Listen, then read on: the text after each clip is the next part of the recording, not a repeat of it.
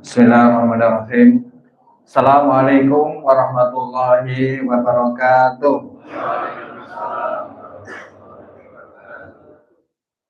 Sehat Bapak Ibu? Oke.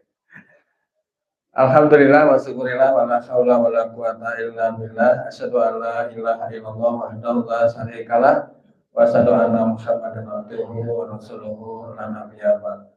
Rabbi shrah li sadri wa yassir li amri wa hlul 'uqdatam min lisani yafqahu qawli.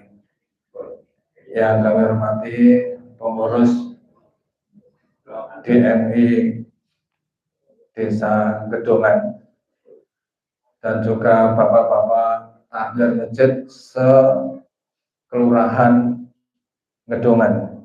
Luar biasa. Kajiannya setiap pekan ya, Pak?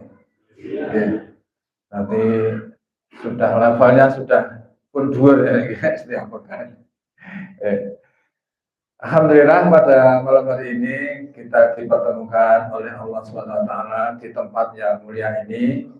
Kita berwajah, bertemu, thalabul ilmi, kemudian juga berta'awun di antara jamaah sekalian. Salam selawat untuk baginda Nabi Allah Muhammad Sallallahu Alaihi Wasallam. Bapak Ibu yang kami muliakan, saya ini bukan ustadz ya, jadi kita lebih banyak nanti diskusi. Temanya adalah membangun atau memerdekakan ekonomi umat dengan berbasis jamaah. Baik Bapak Ibu sekalian yang saya hormati, temanya ini tentang duit Bapak Ibu. Bapak-bapak ini senang duit enggak? Memang ya Pak? Ya. Karena kalau pengajian itu semakin delos itu kadang malah nggak seneng duit. Soalnya bongkos pokoknya duitnya marahi fitnah. Ya kakean duit itu kadang malah marahi males ibadah. Napa nggih entes enten ngoten niku? Ya, ya, jadi banyak di antara umat Islam itu yang gagal dalam memahami perkara perduitan, Bapak. Ya. Ada yang mengatakan bahwa urip nang donya iki sak madya wae. Kuwi bondo ya ora digawa mati. Terus enten sing ngene, Pak. Itu pendapat yang salah, Bapak. Kalau ada yang bilang bondo ora digawa mati itu salah. Bondo itu dibawa mati, Pak. Ya.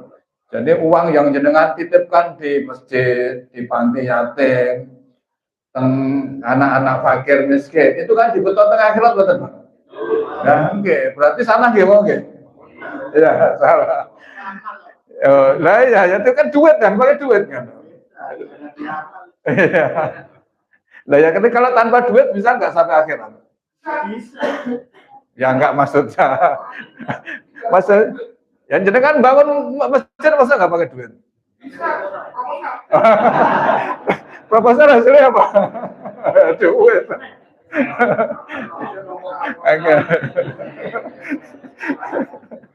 Ya, Bapak-bapak, saya hanya ingin meluruskan ya mindset atau pola pikir yang ada di kalangan umat Islam.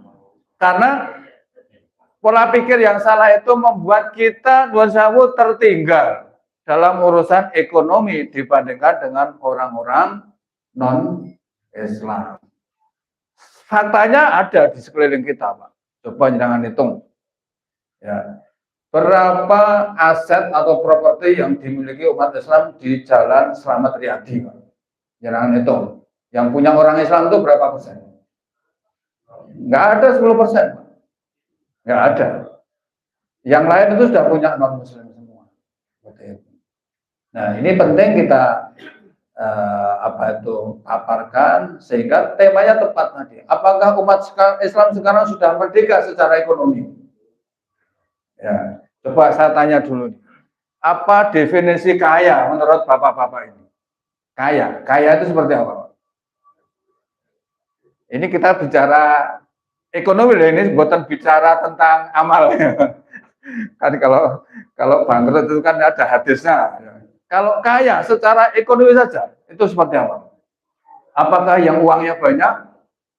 apa yang rumahnya banyak. Nah, ini harus kita samakan pemahaman kita. Bapak-bapak, kaya kalau dalam definisi orang ini ya, orang hidup. Ya, orang hidup itu orang yang memiliki passive income yang bisa dipakai untuk membiayai gaya hidupnya. Sepakat nih Pak. Jadi wong sugih niku dia tengok-tengok itu uang sudah datang. Kemudian bisa dipakai untuk membiayai gaya hidupnya. Gaya hidupnya berapa? Masing-masing orang berbeda. Ada yang hidup sebulan 5 juta, ada yang cukup. Tapi juga ada yang cukupnya itu 20 juta. Ada yang 50 juta. Jadi orang kaya itu kalau jenengan lungguh, duduk di rumah, itu uang datang sendiri. Dan bisa membiayai gaya hidup jenengan. Itu kaya. Kalau belum seperti itu berarti masih miskin. Masih miskin. Ini definisi tentang usaha. Nah, kalau definisi tentang mustahik kan beda ya. Nah, mustahik berapa ukurannya? Atasan muzaki 85 gram emas. Atau monggo nanti secara fikih beda-beda seperti itu. Jadi ini perlu kita pahamkan supaya nanti kita memang masih punya PR banyak terkait dengan ekonomi umat Islam ini. Ya, ekonomi umat Islam ini. Bapak, ini kita perlu menyadarkan bahwa di antara 50 orang kaya di Indonesia itu, yang tiang Islam pinter. Paling cuma 6 sampai 10. Ya, berarti yang 40 niku non muslim. Itu juga nanti akan sejajar sebanding dengan di lingkungan kita ini. Di lingkungan kita mayoritas masih mustahil. Betul nggak Pak? Kecuali di gedongan mungkin. Gedongan banyak mustahil atau muzakinya, Pak. Kelihatan dari jamaahnya. Seperti itu. Dari jamaahnya. Nah, Bapak-bapak sekalian yang dimuliakan Allah, maka kemudian Islam itu sebenarnya sudah banyak memberikan landasan bagi kita untuk pentingnya kita menjadi pebisnis, wirausaha. Karena yang punya kesempatan untuk duit yang banyak itu wirausaha. Kalau pekerja itu agak susah Pak untuk kaya. Sulit Pak. Sulit. Ya. Saya pernah bekerja selama 17 tahun. Instansi saya cukup mentereng Pak. Saya bekerja di kantor pelayanan pajak.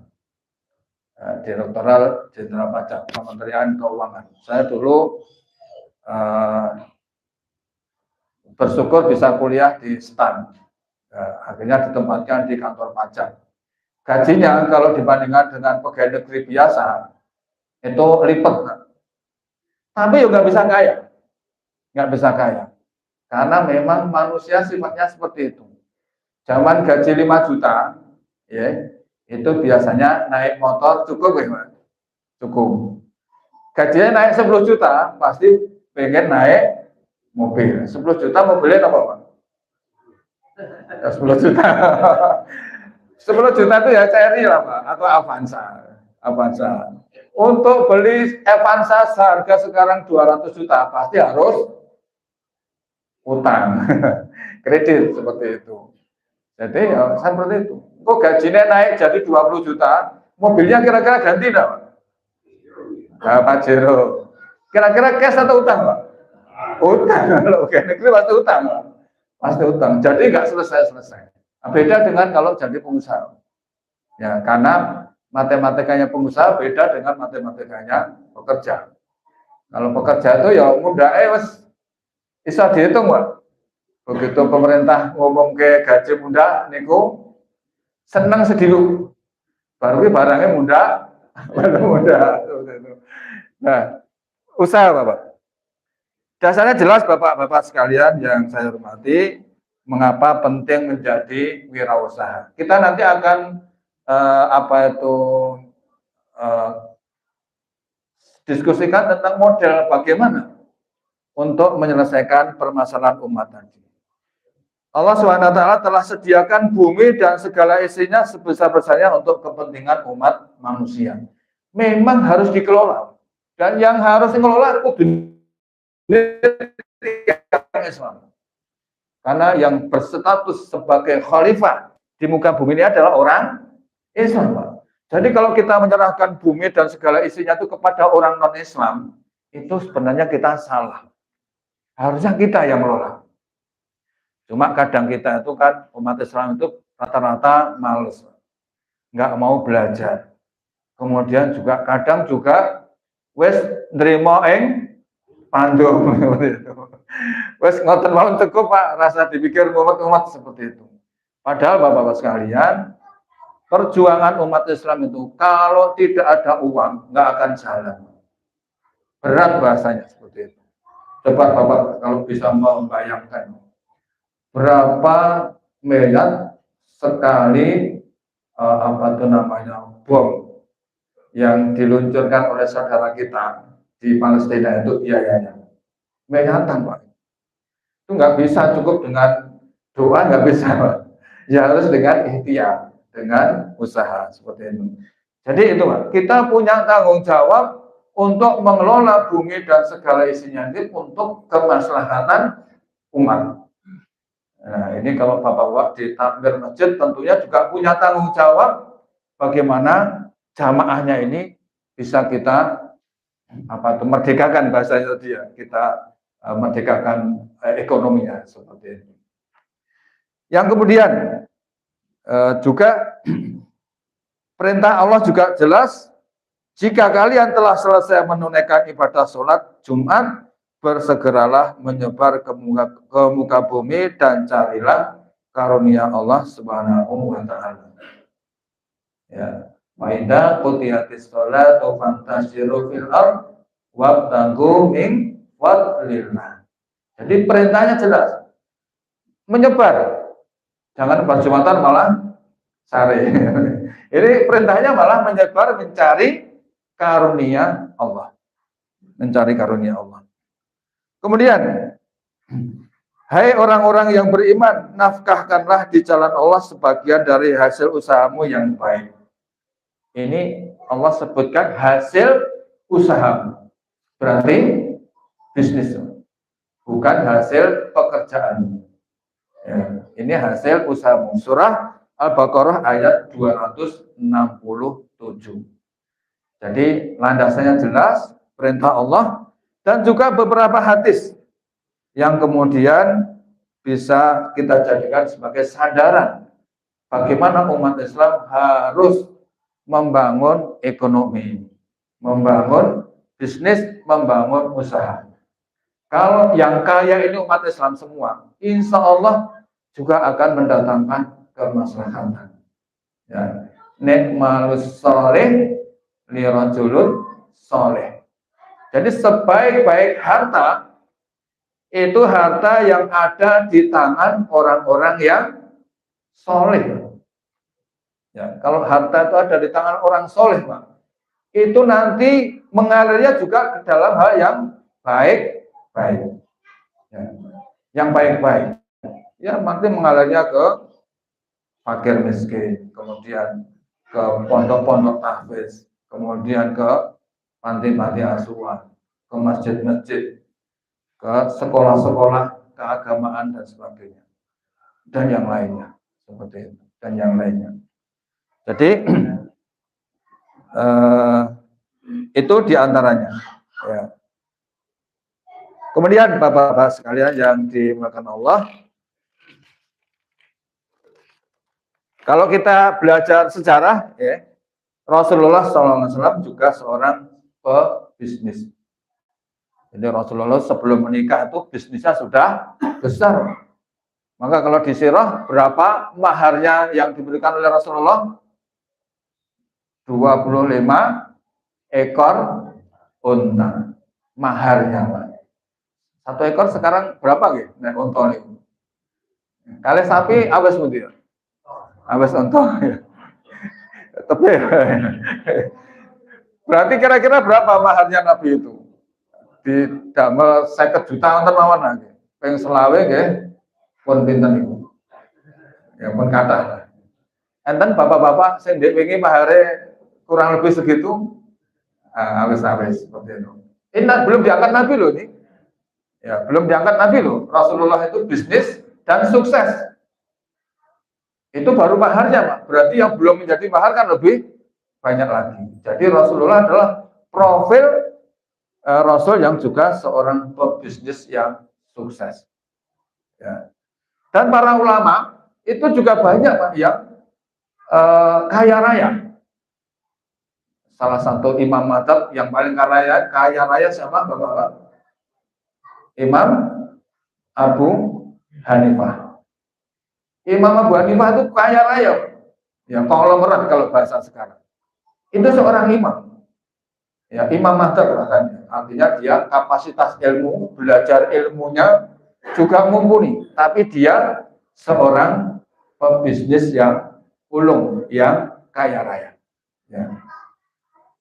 Dan juga kalau kita di Indonesia ya, dulu NU sebelum berdiri, ya sebelum berdiri itu Kiai Haji Hasyim Asy'ari itu mendirikan namanya Nahdlatul Tujjar. Jadi ini kumpulan para pengusaha di kalangan NU. Jadi memulainya juga dari usaha, Pak. Dan di Solo juga berdiri Syarikat Dagang Islam. Nah, seperti itu. Siapa yang mendirikan? Kiai Haji Samanhudi, ya? Samanhudi. Jadi ulama-ulama dulu itu juga sangat concern dengan permasalahan ekonomi. Ya, permasalahan ekonomi. Bahkan Islam juga menyebar ke dunia ini melalui jalur perdagangan. Bisnis berarti. Bisnis seperti itu. Nah, Bapak sekalian yang dimuliakan Allah, tentu pertanyaannya adalah apa yang kira-kira dibutuhkan agar kita bisa mengajak jamaah kita, umat kita ini untuk ya mau berwirausaha. Ya. Kira-kira angel atau mboten ya? Kira-kira gampang tidak seperti itu. Apa yang diperlukan? Yang pertama tentu adalah keberanian. Ya. Jadi orang usaha kalau mau memulai itu yang dibutuhkan yang pertama berani.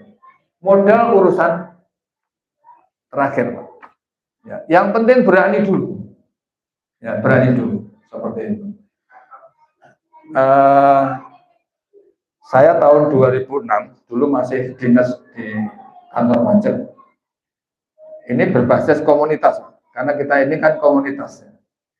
Saya mengumpulkan sekitar 20 orang, ya, para aktivis masjid. Saya kumpulkan 20 orang. Kita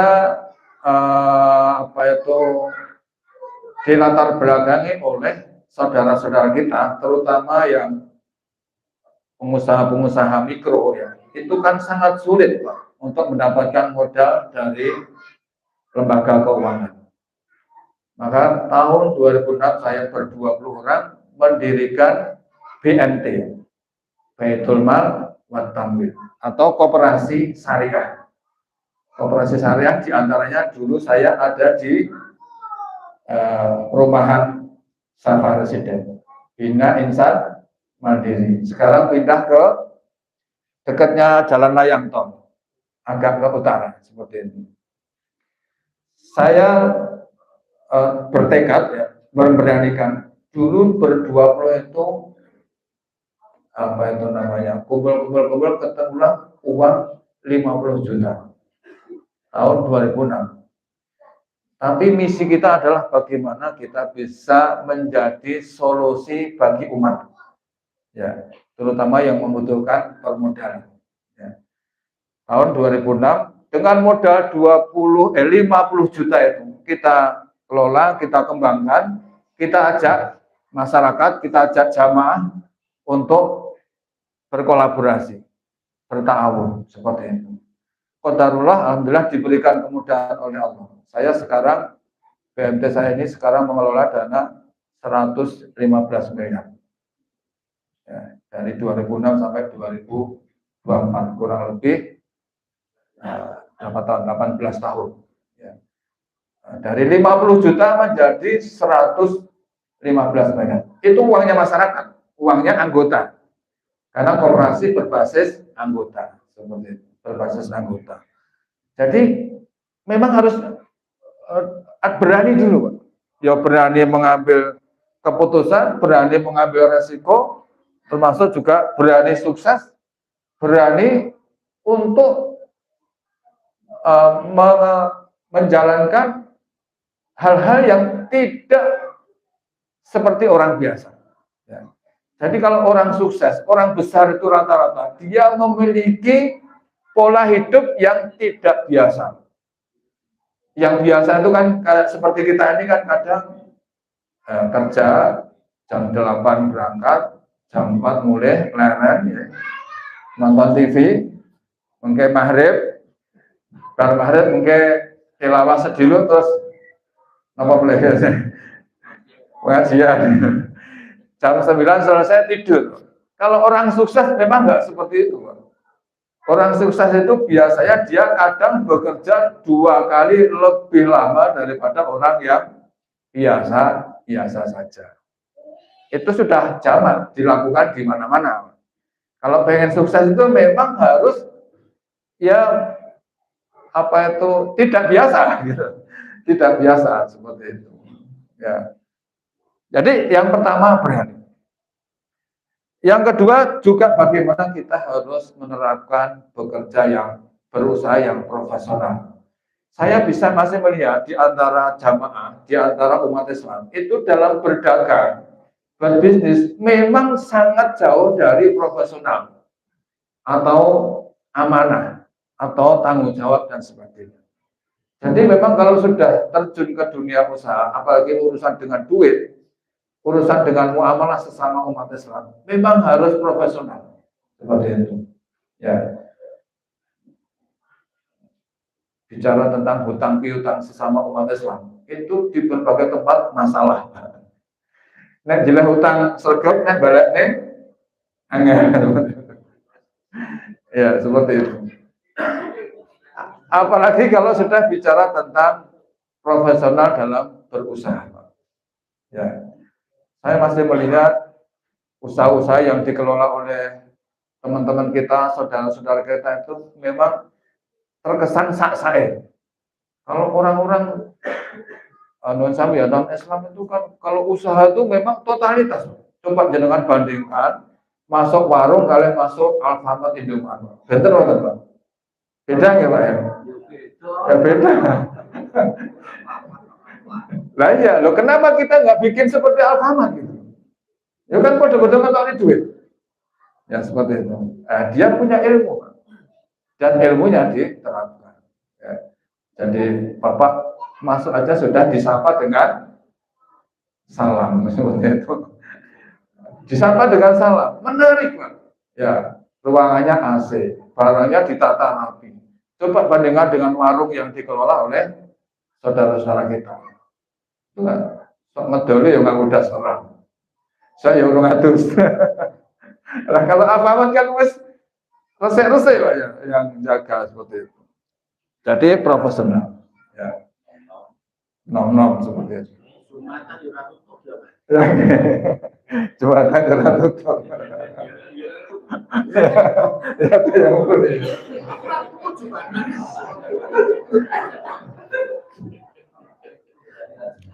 Ya, nanti kita akan diskusi aja banyak, Pak. Saya kebetulan lebih concern ke ini apa itu membangun ekonomi berbasis komunitas, Saya termasuk yang mengembangkan perumahan Safa Residen. Apa sih Safa Residen? Ya, itu saya dan teman-teman kita kembangkan itu perumahan itu. Nah, wadahnya apa? Saya mengumpulkan beberapa orang juga, kita membentuk juga koperasi. Namanya koperasi properti. Ya. Jadi ini kalau ada misalkan 100 orang, yuk iuran. Karena properti kan duitnya banyak, Pak. Modalnya banyak untuk apa itu beli tanah. Ternyata bisa, Pak. Ternyata bisa. Jadi kumpul beberapa orang, iuran, dana terkumpul, beli tanah, dikembangkan seperti itu. Itu yang testimoni saya yang kedua. Kemudian saya testimoni yang ketiga. Saya kebetulan dengan beberapa ustadz di Solo ini tahun 2019 mendirikan Biro Umroh. Ya, mendirikan Biro Umroh. Saya hanya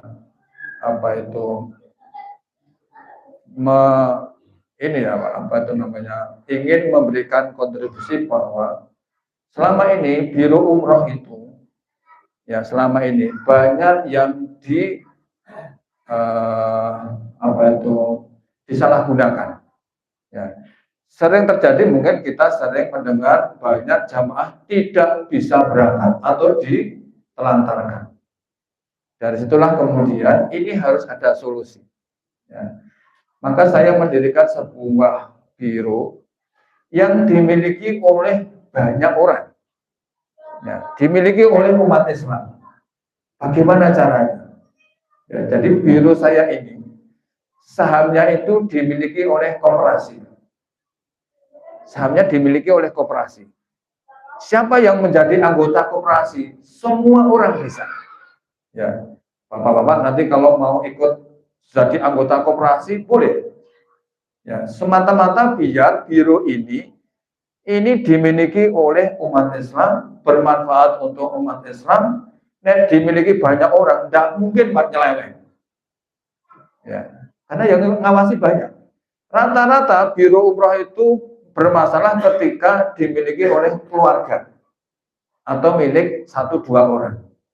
Nah, ini kalau sudah milik bersama bisa kita amankan seperti itu.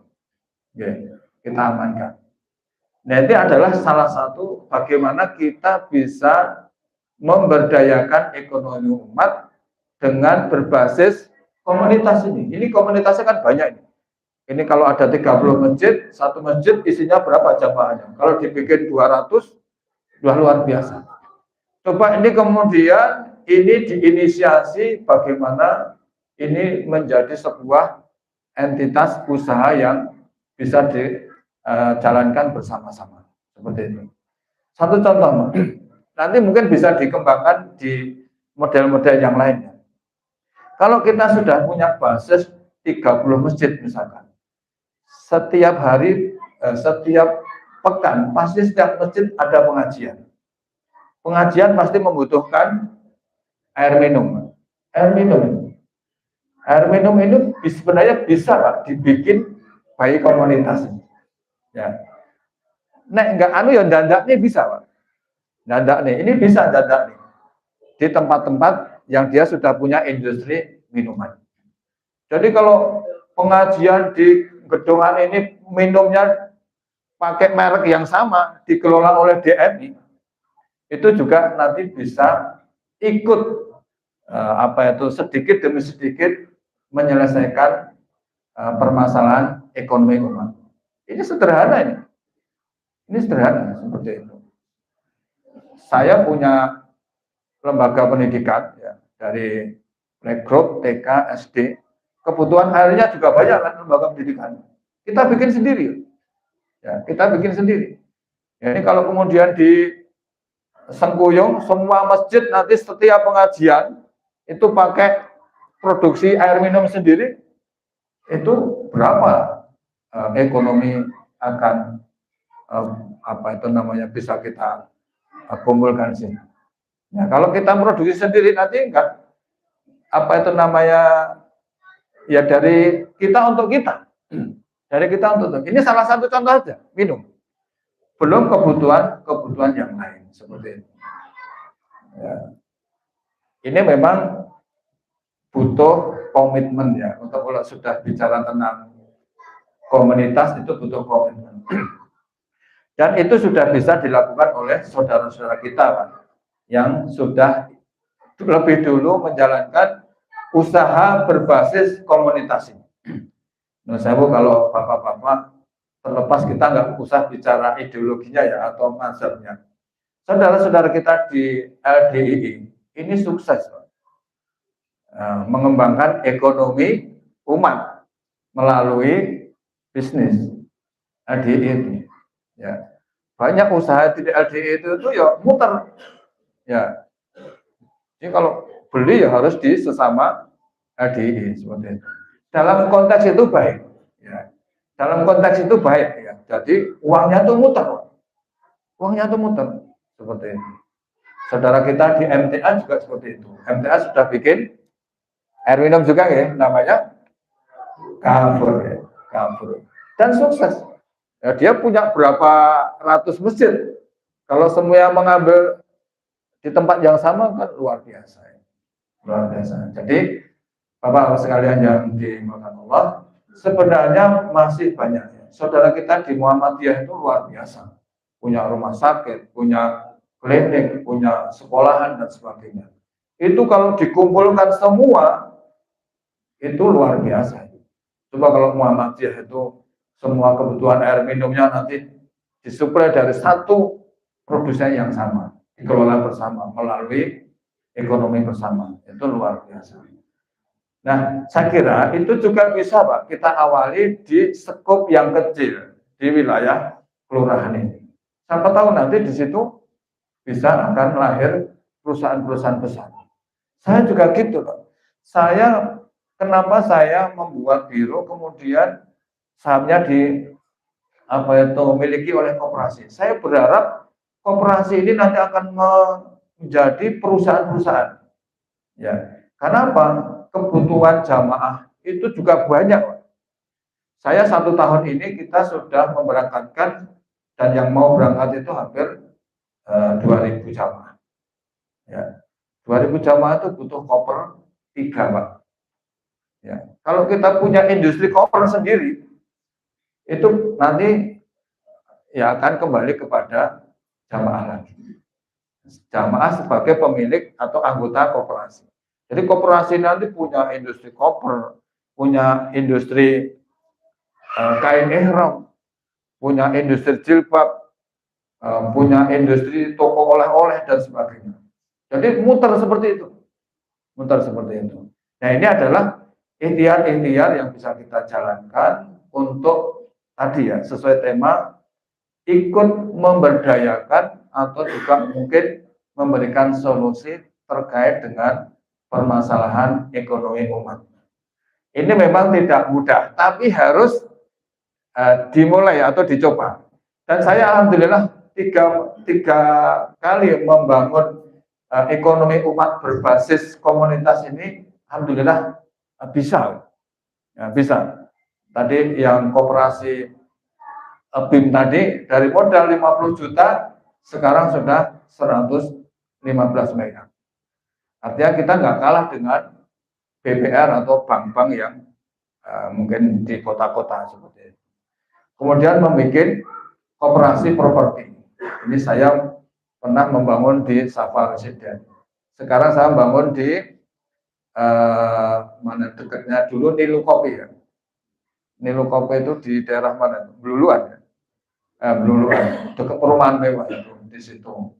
Kemudian sama yang di sana dekat pertanian yang ke utara terus. Ya. Belum, masih di Kidul Kali. Ya, daerah situ yang dekat kuburan itu. Ya. Kuburan sing niku. Sing kula tutup agem napa niku sing niku. Nggih, itu. Itu juga produk dari koperasi, Pak. Baik komunitas. Seperti itu. Ini di koperasi Biro Umroh ini juga kita sudah sekarang membuat toko oleh-oleh saya kebetulan membuat kampus di Singapuran. Singapuran itu Kartosuro.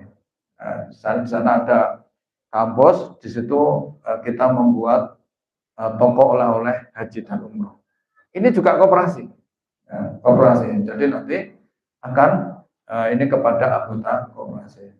Artinya bisa gitu, Pak. Artinya bisa. Tapi monggo ini nanti sebagai letupan saja, sebagai stimulus bahwa kalau kita ingin ikut membangkitkan ekonomi umat berbasis komunitas masjid seperti ini bisa. Ya, beberapa masjid juga bisa melakukan itu. Ya, monggo nanti yang saya sampaikan ini hanya fakta atau testimoni yang saya lakukan, tapi tentunya memang harus apa itu dilandasi dengan ilmu ya.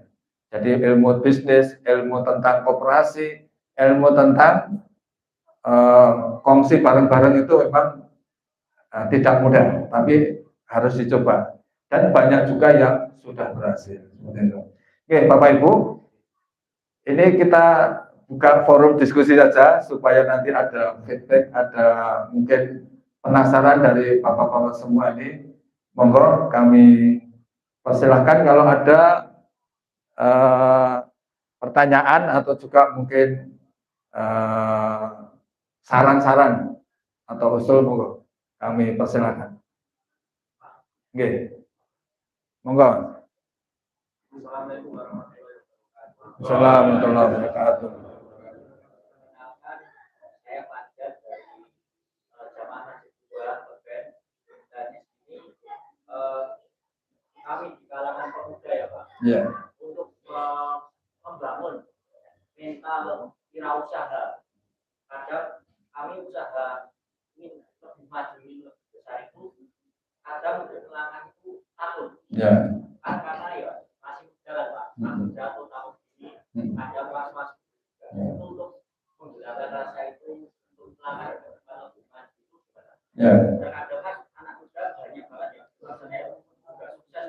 Kami itu meraih ke situ, ada rasa-rasa. Baik, terima kasih atas pertanyaannya. Bapak Ibu, jadi sebenarnya sukses itu kan ada rumusnya ya. Ada rumusnya. Seperti itu. Jadi kalau pengen menjadi orang sukses dan tidak takut gagal, itu ya bergaulah dengan orang-orang yang sudah sukses. Ya, bergaulah dengan orang-orang yang sudah sukses. Itu nantilah ketularan. Ketularan. Ya. Ya. Kan sederhana. Kalau orang sudah pernah sukses itu, kadang juga sudah pernah menjalani apa itu jatuh bangun.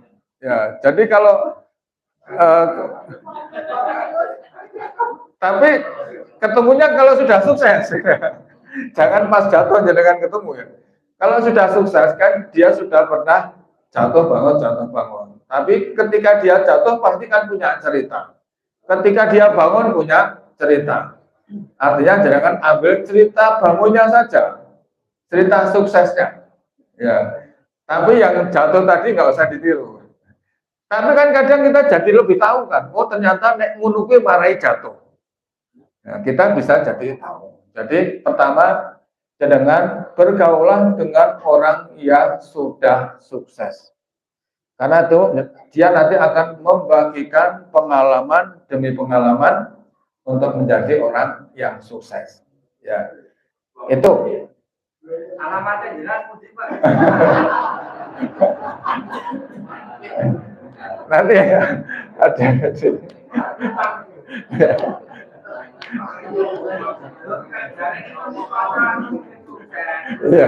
Iya betul seperti itu. Nggak apa-apa.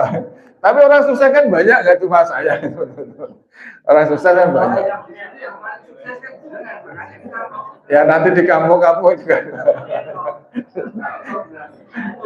Ya seperti itu. Yang kedua, setelah ketemu dengan orang sukses, yang kedua banyaklah apa itu menimba ilmu. Ya, banyak orang yang jatuh itu karena kurang ilmunya. Banyak orang yang bangkrut karena dia tidak atau kurang tahu ilmunya. Ya, jadi yang kedua memperbanyak ilmu. Monggo kalian dipun rapi betul monggo. Ini kan diskusi santai. Monggo Bapak. Jadi ilmu. Maka saya Bapak-bapak dari berangkat dari situ saya mendirikan Politeknik Bisnis yang di Kartosuro ini. Tahun ini baru tahun angkatan pertama ini. angkatan pertama. Jadi kalau bapak-bapak punya putra yang belum dapat kampus, bisa kuliah di tempat saya.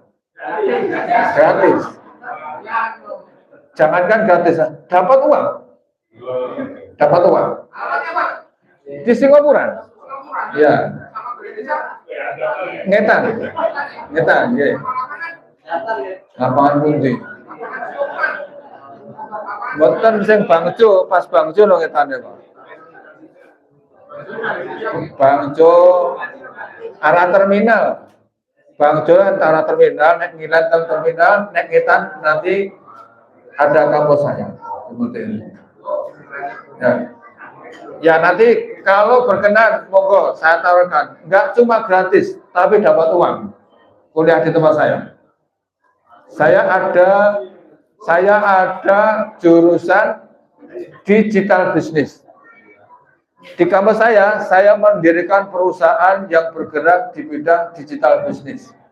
Jadi nanti kuliahnya di kampus, kerjanya di perusahaan saya digital business. Jadi nanti uangnya cukup untuk membayar kuliah dan turah. Jadi nggak cuma gratis, malah dapat uang. Kalau berkenan, kalau mau. Oke. Baik, ada lagi? Tadi ya Mas, paling nggak 2 dulu itu. Bergaulah dengan orang-orang yang sudah sukses. Yang kedua, perbanyak ilmu. Jangan berhenti untuk mencari ilmu. Apalagi ilmu tentang usaha itu tidak ada di sekolahan. Di kampus tidak ada. Ilmu tentang bisnis itu ada di lapangan. Ada di dunia nyata. Dunia luar. Jadi kalau kuliah berharap dapat ilmu tentang bisnis itu kecil. Justru ilmunya ada di lapangan. Ya, ada di luar seperti itu. Oke, monggo. Ini yang monggo, Pak. Oke. Ada sering mendengar bilang bahwa Ya. Nah, tanya apa yang namanya riba itu seperti apa? Kemudian dari kalau sambil majikan itu mengambil keuntungan itu berapa persen? Ya. Baik. Baik. Riba itu kan berarti tambahan ya. Riba itu tambahan. Jadi kalau utang duit 10 juta nganai itu namanya riba. Ya. Kalau dalam dunia lembaga keuangan syariah, Bapak, ini saya jelaskan supaya nanti kita tidak salah memahami ya. Dalam dunia syariah, akad peminjaman itu ada beberapa. Di antaranya yang pertama akad murabahah. Okay. Murabahah itu jual beli, Pak. Jual beli. Jual beli itu bagaimana prosedurnya? Kalau Bapak beli motor ke koperasi, ya belinya ke dealer. Tapi yang beli itu adalah koperasi. Koperasi baru dijual ke panjenengan.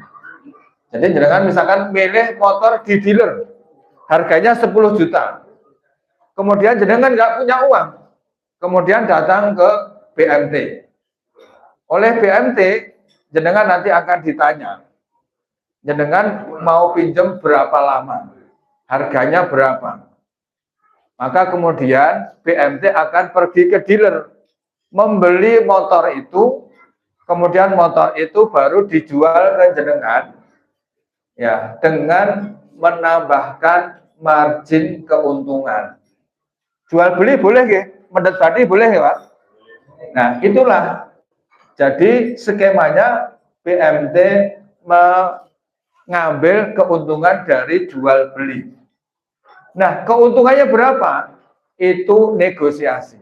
Seperti jenengan nek dodolan motor ke orang lain, kan tidak dipatok badi berapa ya? Tetapi sesuai dengan kesepakatan. Kalau jenengan ridho kayak badi 2 juta, ya sah. Halal. Jadi sesuai dengan kesepakatan. Tawar-menawar boleh. Tawar-menawar boleh seperti itu. Nah, itu murabahah. Murabahah seperti itu. Itu yang paling mudah diterapkan di lembaga keuangan. Akad yang kedua adalah mudharabah. Mudharabah itu bagi hasil. Bagi hasil misalkan Bapak usaha soto. Butuh modal 10 juta. Modalnya 10 juta.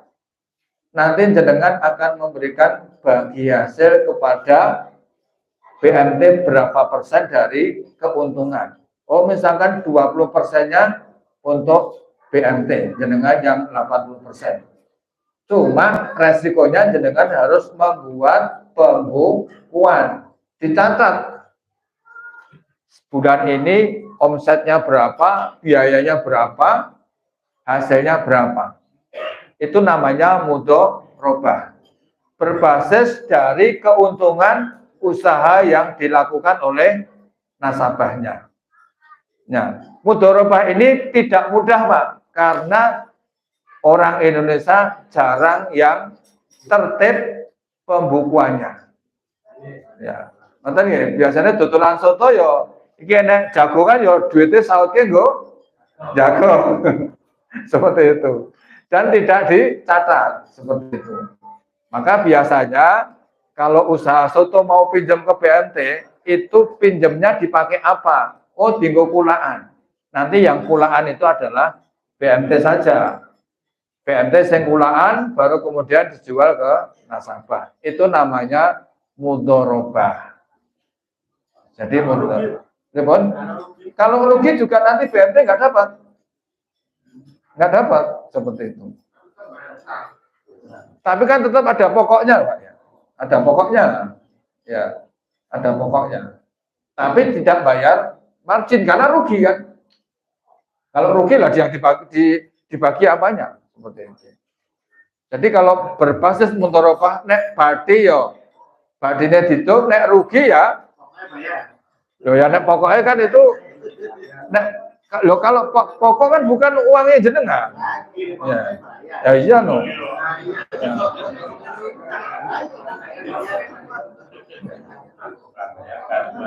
Tuh. Ya. Kalau untuk keuangan berbisnis atau bidang untuk pembelajaran itu bisa dibantu akal itu. Ya. Tapi masalahnya kita orang butuh untuk operasi, untuk kecelakaan dan lain sebagainya penyebabnya. Ya. Apakah tidak ada pembagian hasil lagi? Kan intinya uang. Ya. Ya itu yang sering saya dengar kadang margin keuntungannya justru lebih besar daripada di BRI. Ya. Ya. Jadi begini ya. Apa itu banyak orang yang memiliki persepsi bahwa yang namanya syariah itu harus murah. Jadi kalau syariah itu ya murah namanya syariah. Itu apa itu pendapat yang tidak selamanya benar. Ya, maksud kalau sudah bicara syariah itu mesti yang murah, yang gampang, terus apa itu syaratnya mudah seperti itu, enggak. Syariah jangan kemudian dimaknai sesuatu yang murah, gampang, ora ribet seperti itu, enggak. Ya. Katanya menjawab permasalahan Bukan persoalannya bukan soal murah dan anunya. Itu untuk apa ya? Kan kita namanya syariah. Ya. Ya, kebersihan dari keuangan yang ibadah tadi taruhlah contoh gini. Dia ada orang kasus operasi atau apa? Ya. Pinjam, nah apa diugo-ugo nggak ada bagi hasil atau bagaimana? Ya. Sering sekali. Baik. Jadi baru kita jelaskan yang kedua ya, murabahah, mudharabah. Yang ketiga itu akadnya ijarah.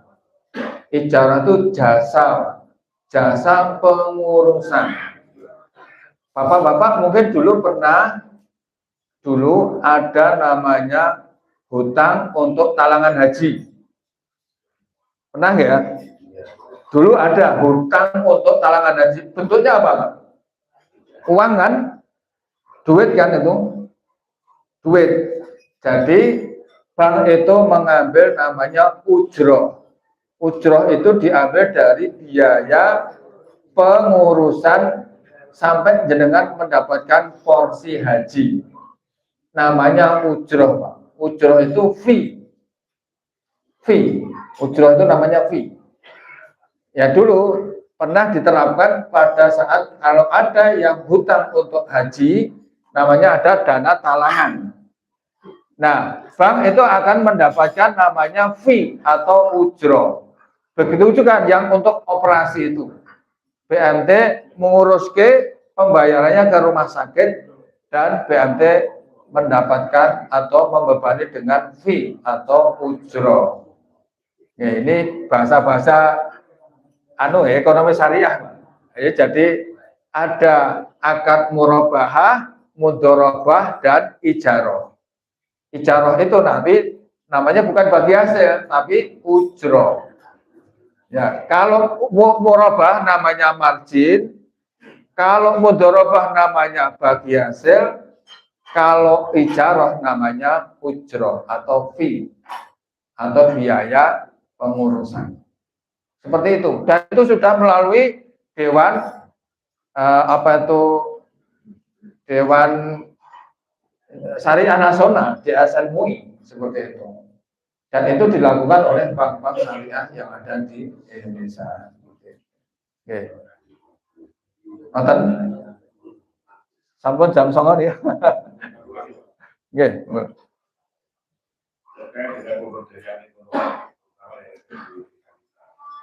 Itu kan terkait dengan itu kan selama masyarakat tidak digunakan untuk investasi. Ya.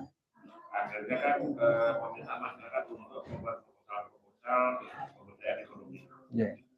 Dan bagian besar masyarakat itu memang arahnya ke ternak. Ternak, iya. Ada yang kambing, ada yang kelinci, ada yang ayam, gitu kan. Cuma dalam perjalanan itu tidak bisa dikatakan berhasil, tapi biasanya yang bisa menjadi percontohan. Ya.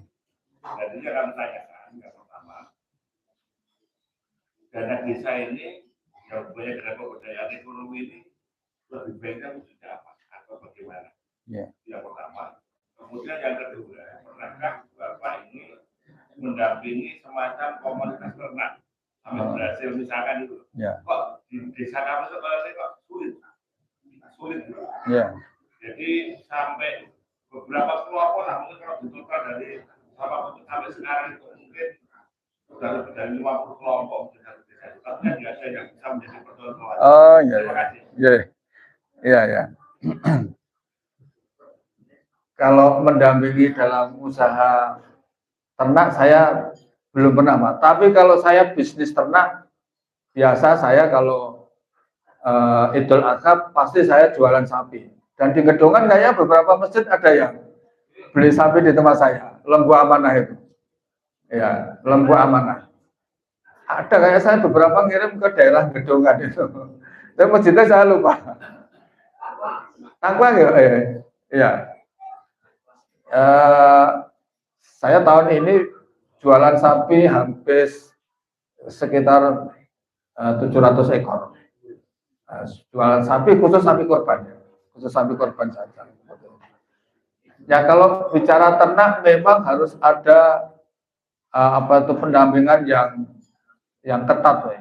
Karena ini makhluk hidup ya, makhluk hidup. Jadi memang harus ada coachingnya ya, ada penyuluhnya yang mumpuni ya seperti itu. Karena tentu kalau ternak itu kan semuanya pasti ada ilmunya, ya, ada ilmunya dan yang sukses di mana itu kita harusnya berguru ke sana. Misalkan kalau bebek itu di mana sih yang paling sukses itu?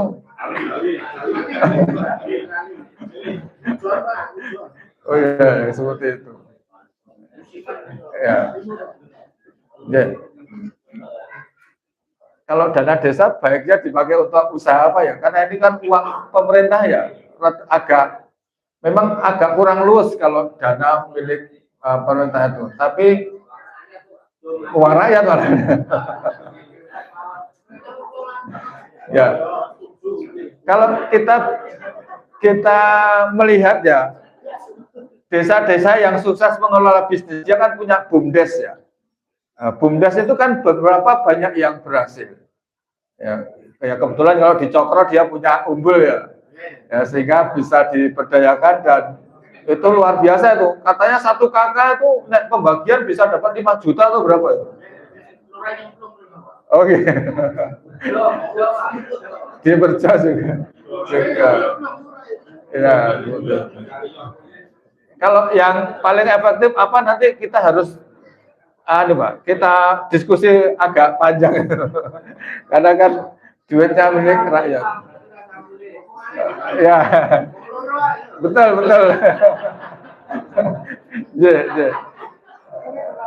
Kira-kira yang pas apa sebetulnya? Apa dititipkan saya malah? Nanti saya belum begitu ini kalau yang dana desa itu. Kalau yang sudah sukses banyak ya. Dana desa dipakai untuk BUMDes itu. Tapi rata-rata yang berbasis memang seperti ini ya wisata yang sukses itu. Ya nanti kita diskusi lagi Pak itu. Ya. Saya kira itu Bapak sekalian karena tadi sudah dimulai jam 9 selesai seperti itu. Nanti kalau belum puas nanti bisa dilanjutkan di pertemuan berikutnya atau seperti itu. Sepertinya masih ada beberapa yang penasaran pengen bertanya. Guys, saya kira itu Bapak-Bapak sekalian yang dimuliakan Allah. Sekali lagi kami mengucapkan terima kasih bisa bersilaturahim dengan Bapak-Bapak sekalian. Ya, ini saya juga mengajak mungkin kalau apa itu namanya ini program saya itu Pak. Kalau nanti misalkan ini jamaah dari DMI ini berkenan, ini kalau saya biasa Pak di biro kami itu, saya akan hitungkan berapa HPP-nya. Misalkan nanti warga Ngedungan mau bikin program umroh untuk 30 orang. Saya hitungkan HPP-nya. Jenengan nanti bisa mengambil keuntungan berapapun terserah, tapi nanti kasa masuk ke DMI seperti ini. Yang ke saya, itu jenengan juga nanti saya bebas. Pak, jenengan ngeibadi saya berapa untuk umroh itu. Itu saya biasa seperti itu. Kan Nabi juga biasa itu. Aku kulaannya saat ini, gue ngeibadi aku kirot sesuai dengan ridhonya jenengan. Saya bisa seperti itu. Misalkan umroh dengan paket yang paling murah, HPP-nya 20 juta. Jenengan ngasih saya misalkan 500 tidak apa. Asal jenengan ridho, saya ridho nggak apa-apa. Ya, seperti itu. Ini bagian dari saya mewujudkan misinya untuk memberangkatkan tamu-tamu Allah sebanyak mungkin. Ya, mohon doanya Bapak-Ibu sekalian, saya di 23 September ini bareng-bareng memberangkatkan 270 jamaah dengan paket harga 22.500 saja. Seperti itu. Surya Madinah. Kantornya ada di Kawatan. Depannya Soto Kirana. Seperti itu. Jadi kita bikin yang paling murah meriah, jamaah juga terlayani dengan baik. Ya. Hotelnya jauh tapi ada bisnya. Seperti itu. Nah, saya kira itu mungkin Bapak sekalian silaturahim saya dengan panjenengan. Kalau ada yang benar dari Allah, kalau ada yang salah dari kekhilafan saya, mohon dimaafkan yang sebesar-besarnya. Bila taufiq wal hidayah. Assalamualaikum warahmatullahi wabarakatuh.